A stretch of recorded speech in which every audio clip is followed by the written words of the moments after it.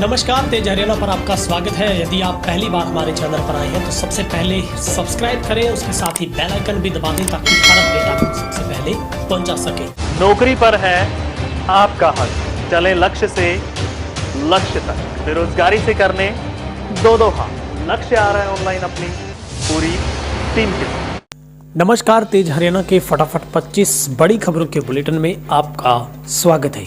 आज है दोस्तों 8 जनवरी, दिन शुक्रवार।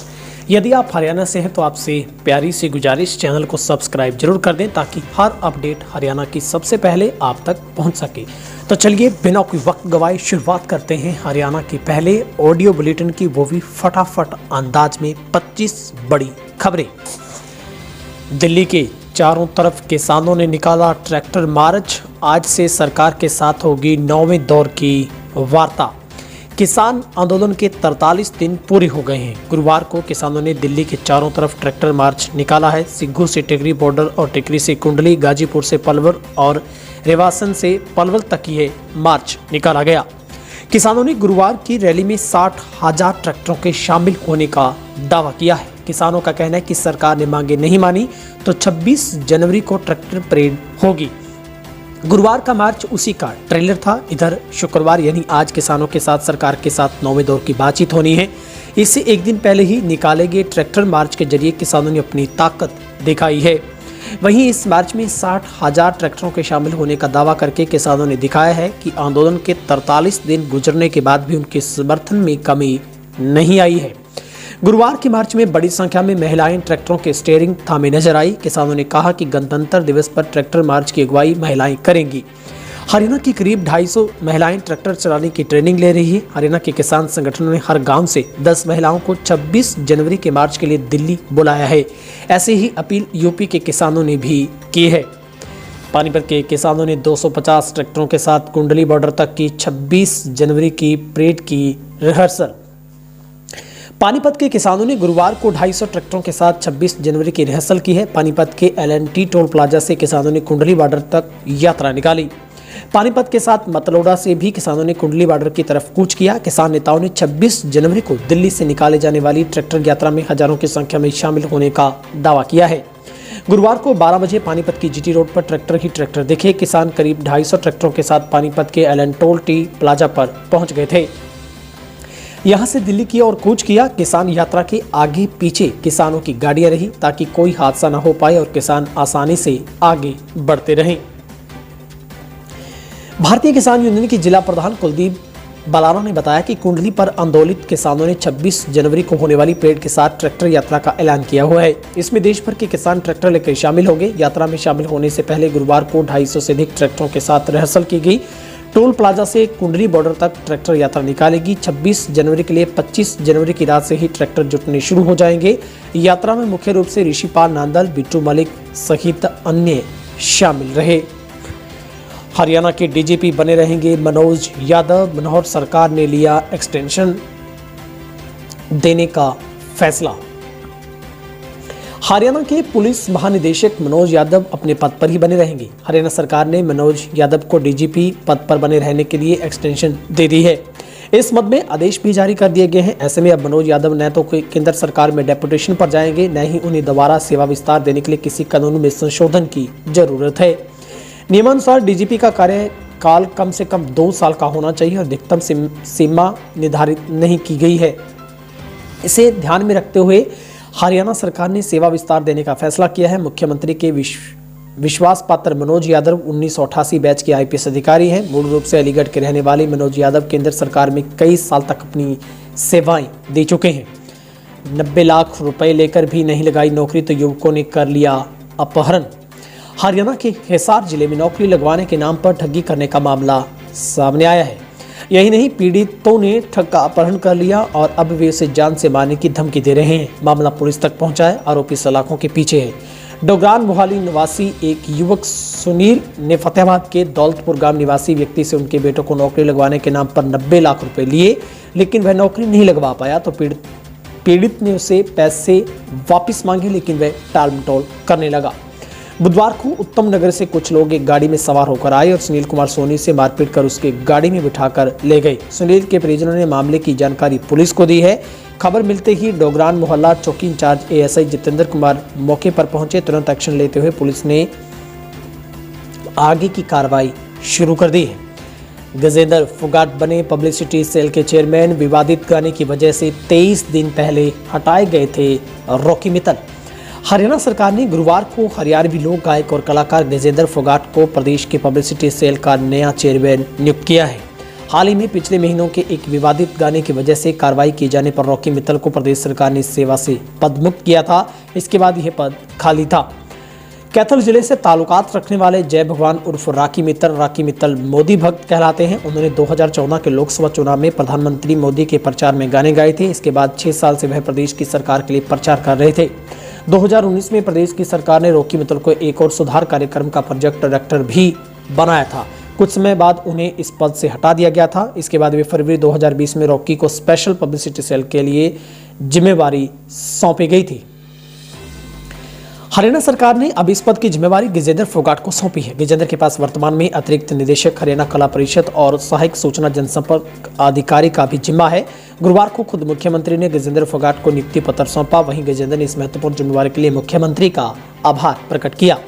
निकिता तोमर हत्याकांड मामले में हत्या आरोपी रेहान की जमानत याचिका खारिज। हरियाणा के फरीदाबाद जिले के बहुचर्चित निकिता तोमर हत्याकांड में अतिरिक्त सत्र न्यायाधीश की कोर्ट में सुनवाई हुई। जज ने कार चालक व आरोपी रेहान की जमानत याचिका खारिज कर दी। अब बचाव पक्ष के वकील Punjab and Haryana high court में जमानत के लिए याचिका दायर करेंगे। बचाव पक्ष के वकील अनीस खान ने रेहान की जमानत के लिए 4 जनवरी को कोर्ट में याचिका दायर की थी। 5 दिसंबर को कोर्ट ने राज्य सरकार से इस बारे में रिपोर्ट मांगी। दोनों पक्षों को सुनकर अपना फैसला बुधवार के लिए सुरक्षित रखा था। बचाव पक्ष के वकील का कहना था कि हत्याकांड में रेहान की मकसद हत्या करना नजर नहीं आता। फरीदाबाद में कंबल की दुकान में लगी आग। हरियाणा के फरीदाबाद जिले में NIT 1 के C ब्लॉक में बनी कंबल की दुकान में भीषण आग लग गई। आग इतनी विकराल थी कि ऊपर बने मकान को भी चपेट में ले लिया। आग में दम घुटने से 70 साल के बुजुर्ग महिला की मौत हो गई। आग लगने की सूचना मिलते ही पुलिस मौके पर पहुंची, शव को कब्जे में लिया। आग लगने के कारणों का शॉर्ट सर्किट ही एक मुख्य कारण माना जा रहा है। देवेंद्र भाटिया का 3 मंजिला मकान है। उन्होंने नीचे बेसमेंट, ऊपर मकान बना रखा है। बेसमेंट में वे कंबल की दुकान चलाते हैं। बुधवार देर रात अचानक दुकान में आग लग गई। देखते देखते आग ने विकराल रूप धारण कर लिया। आग ने मकान को चपेट में लिया और आग की लपेट में झुलसने से देवेंद्र की मां शकुंतला देवी की मौत हो गई। कैथल में गोवंश को बचाने के चक्कर में पेड़ से टकराई क्रूजर, 12 लोग गंभीर रूप से घायल। हरियाणा के कैथल जिले में वीरवार की सुबह एक बड़ा हादसा होने से टल गया। कई जाते बची। हादसा जींद रोड पर एक गोवंश के सामने आ जाने के कारण हुआ। गोवंश को बचाने के चक्कर में क्रूजर गाड़ी पेड़ से टकराई। क्रूजर राजौंद से कैथल आ रही थी। पेड़ से टकराने के बाद क्रूजर पलट गई। उसमें सवार लोग गंभीर रूप से घायल हुए। गनीमत रही कि क्रूजर में आग नहीं लगी, वरना बड़ा हादसा होता। क्रूजर में सवार 10 लोगों को काफी चोटें लगी हैं, लेकिन 2 लोगों की हालत गंभीर बताई जा रही है। हरियाणा में 24 घंटों की रिपोर्ट में 274 नए कोरोना के पॉजिटिव केस आए सामने। प्रदेश में अब तक पॉजिटिव केसों की संख्या 2,64,161 को पार कर गई है। एक्टिव केस फिलहाल अभी भी 2,563 लोगों का इलाज जारी है। वहीं पर 6 मरीजों की कोरोना की वजह से मौत हुई है और 377 मरीजों को डिस्चार्ज भी किया गया है। हरियाणा में भिवानी जिले में कोई भी कोरोना का पॉजिटिव केस 24 घंटों में नहीं मिला है। वहीं पर गुरुग्राम में 82, फरीदाबाद में 37, सोनीपत में 17, अम्बाला में 15, करनाल में 15, पानीपत में 13, पंचकुला में 21, कुरुक्षेत्र में 9, यमुनानगर में 19, सिरसा में 9 और कैथल में 8। बाकी तमाम जिलों में 2, 4, 3, 3 इस तरीके के केस हैं वो सामने आए हैं। शिमला घूमने गए 4 दोस्तों की कार खाई में गिरी। हैंडबॉल के 2 राष्ट्रीय खिलाड़ियों की मौत। हिमाचल से शिमला के नारकंडा में हरियाणा के पर्यटकों की गाड़ी सड़क पर बर्फ से फिसलकर खाई में गिर गई। इस हादसे में रोहतक के गांव रुड़की निवासी 2 युवकों की मौत हो गई। दोनों ही युवक हैंडबॉल के नेशनल प्लेयर थे। मरने वालों की पहचान 25 वर्षीय आशीष और 28 वर्षीय नवीन के तौर पर हुई है। घायलों में इसी गांव के पवन, उत्तर प्रदेश के आदिल मलिक शामिल थे, जिन्हें हॉस्पिटल में भर्ती करवाया गया। ये सभी कार में शिमला घूमने गए थे। फिलहाल ठंड से राहत नहीं। हरियाणा में ऑरेंज अलर्ट जारी। 8 जनवरी को फिर बूंदाबांदी की आसार। हरियाणा में मौसम में बदलाव जारी है, जहां पर बुधवार को लगातार तीसरे दिन भी कई स्थानों पर बूंदाबांदी हुई। दिन में बादल छाए रहने से तापमान में गिरावट आई। हालांकि शाम को मौसम साफ हो गया था। मौसम विभाग ने गुरुवार से 9 जनवरी तक प्रदेश में घना कोहरा छाने का ऑरेंज जो अलर्ट है वो जारी किया है। 8 जनवरी को प्रदेश में फिर से बूंदाबांदी हो सकती है। बुधवार को दिन का तापमान सबसे कम सिरसा का 14.9 डिग्री सेल्सियस दर्ज किया गया। इससे पहले रात भर बादल छाए रहने के कारण रात्रि तापमान सामान्य से 6 डिग्री सेल्सियस अधिक रहा। चंडीगढ़ में अगले 4 से 5 दिन में तापमान में 3 से 4 डिग्री तक की गिरावट की उम्मीद है। वहीं गुरुवार के बाद धुंध छाए रहने की आशंका है। मौसम विभाग की माने तो 9 जनवरी को हल्की बारिश भी हो सकती है। बुधवार को सिटी का अधिकतम तापमान 23 डिग्री सेल्सियस दर्ज किया गया। मौसम में बदलाव आने से शहरवासियों को कड़ाके की ठंड का सामना करना पड़ा, जहां पर हवा के साथ खिली हल्की धूप से सर्दी का खास असर नहीं दिखा। जब पहाड़ों पर बर्फबारी होती तो उसके बाद मैदानी इलाकों में बर्फीली हवाएं आती। इन हवाओं को रोकने में एक मौसमी सिस्टम की आवश्यकता पड़ती है। बीजेपी संगठन की बैठक खत्म, जनता तक सरकारी योजनाएं पहुंचाने को लेकर हुई चर्चा। बीजेपी संगठन की वीरवार को बैठक खत्म हुई। इस बैठक में मुख्यमंत्री और प्रदेश अध्यक्ष मौजूद रहे। बैठक के बाद जानकारी देते हुए ओपी धनखड़ ने बताया कि मीटिंग में जिला अध्यक्षों के साथ साथ जनता तक सरकारी योजनाएं पहुंचाने को लेकर चर्चा हुई है। पंचायत चुनाव सिंबल पर लड़ने को लेकर उन्होंने कहा कि अभी तक इस पर फैसला नहीं हुआ है। धनखड़ ने कहा कि सरकार की मंशा पंचायत चुनाव समय पर करवाने की ही है। इसके साथ ही कल सरकार और किसान संगठनों के बीच होने वाली वार्ता पर धनखड़ ने समाधान की उम्मीद जताई। उन्होंने कहा कि आंदोलन में लाल झंडे वाले भी आ गए हैं। धनखड़ ने पूर्व मुख्यमंत्री भूपेंद्र हुड्डा पर हमला बोलते हुए कहा कि वे किसान हितैषी होने का ढोंग रच रहे हैं। उन्होंने स्वामीनाथन की रिपोर्ट लागू क्यों नहीं की। बारडा के पूर्व विधायक रुपेंद्र मांडी ने बीजेपी को कहा अलविदा, किसानों को दिया समर्थन।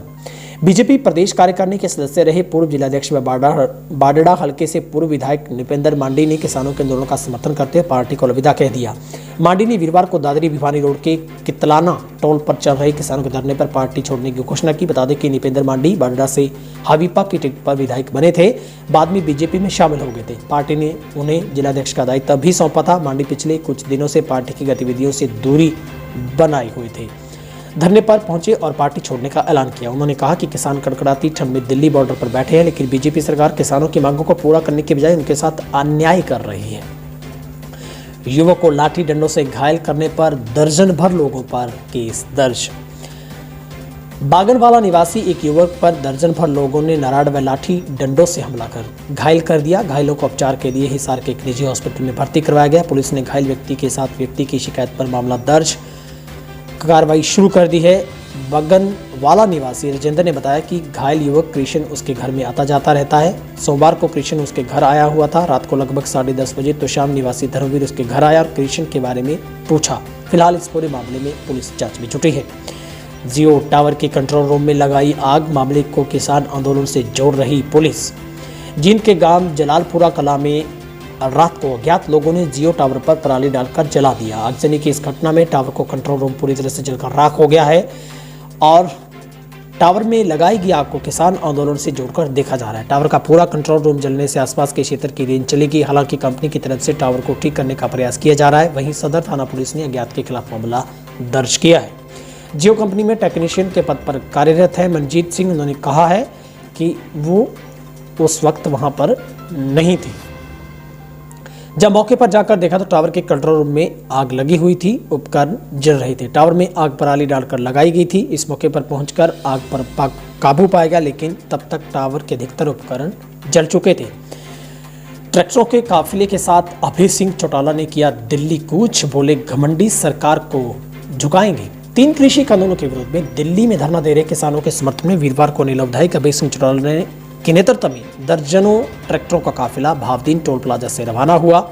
इस दौरान अभय सिंह ने भावदीन टोल पर धरना लगाए बैठे किसानों से भी मुलाकात की। ये काफिला प्रदेश के कई जिलों से होते हुए कल दोपहर बाद दिल्ली बॉर्डर पर पहुंचेगा। किसान आंदोलन में शामिल होगा। इसी के साथ अम्बाला व भिवानी से भी नीलम विधायक अभय सिंह चौटाला के नेतृत्व में ट्रैक्टरों के काफिले दिल्ली के लिए रवाना होंगे। नीलम विधायक अभय सिंह चौटाला ने मीडिया से बातचीत करते हुए कहा कि मोदी सरकार को किसान आंदोलन के समक्ष झुकना होगा और तीनों कृषि कानून वापस भी लेने होंगे। इनकी पार्टी सदैव स्वामीनाथन आयोग की रिपोर्ट को लागू करने की मांग करती है, लेकिन सरकार ने इस रिपोर्ट को लागू करने के बजाय नए कानून लाकर किसानों के साथ अन्याय किया। ये किसी भी सूरत में बर्दाश्त नहीं किया जाएगा। अभय ने कहा कि घमंडी सरकार को झुकाएंगे और जीत कर ही आएंगे। सीएम फ्लाइंग ने ढाबे पर रेड मारकर पकड़ी गेहूं और तेल की कालाबाजारी। करनाल के इंद्री से आ रहे 2 गेहूं से भरे ट्रक की सीएम फ्लाइंग ने गुप्त सूचना के आधार पर दामला व रतनगढ़ के करीब एक निजी ढाबे पर काबू किया। बताया जा रहा है कि ट्रक चालक ढाबे पर गेहूं उतारने व ट्रक से तेल निकालने की फिराक में थे। सीएम फ्लाइंग ने आरोपितों को दबोचकर मौके पर पुलिस बुला ली। पुलिस ने दोनों ट्रक चालकों व ढाबा मालिक को हिरासत में ले लिया है। दरअसल सीएम फ्लाइंग लगातार रेड कर रही है, कई तरह के मामले उजागर कर रही है। वहीं गेहूं से भरे 2 ट्रक जिसमें से लगभग गेहूं की 2000 बोरियां लदी हुई थी। बीडीपीओ कार्यालय में सरपंच और ग्रामीणों के बीच मारपीट, पूरी घटना सीसीटीवी कैमरे में हुई कैद। फतेहाबाद के रतिया ब्लॉक के गांव कलोठा के सरपंच के साथ बीडीपीओ कार्यालय में मारपीट के जाने का मामला सामने आया है। हालांकि सरपंच ने मारपीट करने वाली पक्ष का कहना है कि सरपंच ने पहले गाली गलौज किया, इसी के बाद झगड़ा शुरू हुआ। नौबत आपसी हाथापाई तक आ गई थी। मारपीट की घटना मौके पर लगी सीसीटीवी में कैद हुई है। फिलहाल मामले में सरपंच की ओर से पुलिस को शिकायत दर्ज करवाई गई है। दूसरी तरफ सरपंच के साथ मारपीट करने के आरोपों से घिरे दूसरे पक्ष के एक व्यक्ति को चोटें लगी, जिसे हॉस्पिटल में भर्ती करवाया गया है। 1 करोड़ की रिश्वत मामले में बड़ी कार्रवाई। पुलिस कमिश्नरेट ने थाना प्रभारी को किया सस्पेंड। पुलिस कमिश्नरेट ने 1 करोड़ रिश्वत मामले में थाना प्रभारी और हेड कांस्टेबल को सस्पेंड कर इनके खिलाफ विभागीय कार्रवाई के आदेश जारी किए हैं। दरअसल बीती 28 दिसंबर 2020 को फरीदाबाद की विजिलेंस टीम ने खेड़की दौला थाना के हेड कांस्टेबल अमित को 5 लाख की रिश्वत लेते रंगे हाथों गिरफ्तार किया था। विजिलेंस को दी गई शिकायत में शिकायतकर्ता ने खेड़की दौला थाना प्रभारी पर गंभीर आरोप लगाते हुए शिकायत दर्ज करवाई थी कि थाना प्रभारी इंस्पेक्टर विशाल उनकी टीम ने दिल्ली के व्यापारी को अवैध तौर पर हिरासत में ले 1 करोड़ की रिश्वत की डिमांड की थी। बेरोजगारी की तरफ बढ़ता हरियाणा, प्रदेश का हर तीसरा युवक बेरोजगार। हरियाणा सरकार जहां प्रदेश के युवाओं को रोजगार दिए जाने को लेकर बड़े बड़े बयान जारी कर बेरोजगारों को रोजगार मुहैया देने का डिडोरा पीटती है। प्रदेश सरकार के इस डिडोरे पीटने की जमीनी हकीकत centre for the monitoring economy की सर्वे ने खोल कर रखती है। उक्त संस्थान द्वारा हरियाणा में दी गई दिसंबर माह की सर्वे में 32.5% बेरोजगारी की दर बताई गई है, जिसका मतलब है कि प्रदेश का हर तीसरा लोग बेरोजगार है। औसतन पूरे देश की बेरोजगारी औसत दर से करीब 4 गुना ज्यादा है। बता दें कि प्रदेश सरकार द्वारा 75% युवाओं को रोजगार देने का दावा किया गया था। वहीं समय समय पर प्रदेश सरकार के मुखियों के साथ साथ विधायक व मंत्री भी रोजगार के नाम पर प्रदेश की जनता को गुमराह करने का काम कर रहे हैं, जो लोगों के बीच जाकर आए रोज बेरोजगारी के मुद्दे पर बड़े बड़े बयान देते रहे हैं। एक गलतफहमी से बंद करनी पड़ी शुगर मिल। हड़कंप के बाद पता चला बच्चा मिल गया है। करनाल की शुगर मिल को 2 घंटों के लिए उस वक्त बंद करना पड़ा जब एक महिला को गलतफहमी होगी कि उसका बच्चा मिल की सप्लाई चेन में गिर गया। मिल बंद किए जाने से कुछ नुकसान जरूर हुआ, लेकिन राहत की बात रही कि महिला को उसका बच्चा सही सलामत मिल गया। दरअसल करनाल की शुगर मिल में किसान अपना गन्ना लेकर आते हैं, उसके बाद शुगर बनाने का काम शुरू होता है। शुगर मिल के पास एक प्रोजेक्ट है जहां लेबर काम करते हैं। इन्हीं में से एक लेबर महिला शुगर मिल की चेन के पास कुछ ढूंढती हुई आई, बोली कि उनका बच्चा चेन में गिर गया है। उसके बाद शुगर मिल के कर्मचारियों, अधिकारियों, सुरक्षा कर्मियों ने शुगर मिल को बंद करवा दिया। चेन मशीन से सारा गन्ना बाहर निकालना शुरू किया। इतने में वो महिला भी मौके से चली गई। साबी पुल धरने पर किसानों को खिलाई जा रही ड्राई फ्रूट। नए कृषि कानूनों के विरोध में किसानों का धरना प्रदर्शन का 43वां दिन रहा है। जयपुर दिल्ली हाईवे संख्या 48 पर हरियाणा राजस्थान सीमा स्थित जयसिंहपुर खेड़ा बॉर्डर से बैरिकेड्स तोड़कर दिल्ली की और बढ़े किसानों को पुलिस ने साबी पुल के समीप सुखदेव ढाबे के समीप रोक दिया। आज साबी पुल स्थित सुखदेव ढाबे पर किसानों के धरने के 5 दिन हो गए हैं। इस धरने पर किसान समर्थकों द्वारा गर्म कपड़े, चिकित्सक सुविधा, बादाम लजीज खाने के साथ साथ बिनेल, खाप, धमतान, साहिब नरवाना जीन की और सेवी ड्राई फ्रूट, गर्मा गर्म खीर और जलेबियां किसानों को खिलाई जा रही है। जीन खाप के किसान समर्थकों का कहना है कि जब तक आंदोलन चलेगा तब तक हमारी सेवाएं धरती पुत्र किसानों के लिए जारी रहेगी। उन्होंने कहा कि 26 जनवरी को हर हाल में दिल्ली पहुंचेंगे, चाहे दुनिया की पूरी ताकत मोदी लगाकर देख ले, लेकिन किसानों को दिल्ली जाने से नहीं रोक पाएंगे। वहीं अगली खबर की तरफ हम बढ़ते हैं, जो कि खबर हरियाणा के मंडी डवाली से, जहां पर विधायक अमित सिंह की तरफ से किसान आंदोलन में शहीद हुए किसानों के लिए कैंडल मार्च निकाला गया, जिसमें बड़ी संख्या में शहरवासियों ने हिस्सा लिया। और इस मौके पर विधायक अमित सिंह की तरफ से तमाम शहीद हुए किसानों की याद में कैंडल मार्च निकालकर उन्हें श्रद्धांजलि है वो अर्पित की गई। और साथ ही उन्होंने सरकार से मांग की है कि सरकार जल्द से जल्द किसानों की मांगों को पूरा करने, अन्यथा अन्नदाता के साथ जो भी हो रहा है वो एक घोर अन्याय जैसा है। उन्होंने मांग की है कि सरकार को जल्द से जल्द किसानों की मांगों को पूरा करना चाहिए। तो चलिए, हरियाणा के फटाफट के अंदाज के 25 खबरों के बुलेटिन में आज के लिए इतना ही। यदि आपने अभी तक हमारे चैनल को सब्सक्राइब नहीं किया तो जल्दी से सब्सक्राइब कर लें और हाँ, बेल आइकन भी दबा दें ताकि हर अपडेट आप तक सबसे पहले पहुंचा सकें। ठंड का मौसम है और आप इस मौसम में अपने बच्चों का, परिवार का ख्याल जरूर रखें। और तेज रहना की अगर वीडियो को आप पसंद करते हैं, आपसे एक हम सुझाव मांगते हैं, किसान आंदोलन को लेकर आप सपोर्ट जरूर करें। अगर आप किसान आंदोलन के साथ खड़े हैं तो कमेंट बॉक्स में किसान जिंदाबाद जरूर लिखिएगा। बहुत बहुत शुक्रिया। 20 वर्षों से विश्वसनीय शिव पैथोलॉजी लैब नजदीक राज हॉस्पिटल मंडी डबवाली। आपका कोई भी टेस्ट, चाहे कैंसर, थायराइड, एलर्जी, कोरोना या फिर पूरे शरीर की जांच, बस एक बार सेवा का मौका जरूर दें। याद रखें, शिव पैथोलॉजी लैब नजदीक राज हॉस्पिटल मंडी डबवाली।